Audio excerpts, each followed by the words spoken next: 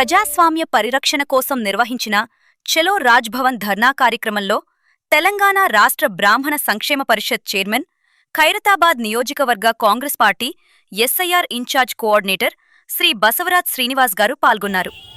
ఈ సందర్భంగా శ్రీ రాహుల్ గాంధీ గారు శ్రీమతి ప్రియాంక గాంధీ గారిని అక్రమంగా నిర్బంధించడాన్ని కాంగ్రెస్ పార్టీ తీవ్రంగా ఖండించింది.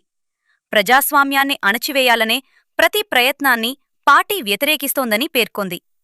ప్రజాస్వామ్య పరిరక్షణ, రాజ్యాంగ విలువలు మరియు ప్రజల హక్కుల పరిరక్షణకు మద్దతుగా నిర్వహించిన ఈ కార్యక్రమంలో కాంగ్రెస్ పార్టీ నాయకులు, కార్యకర్తలు పెద్ద సంఖ్యలో పాల్గొన్నారు. శ్రీ బసవరాజ్ శ్రీనివాస్ గారు కూడా ఈ కార్యక్రమంలో పాల్గొని సంఘీభావం తెలిపారు.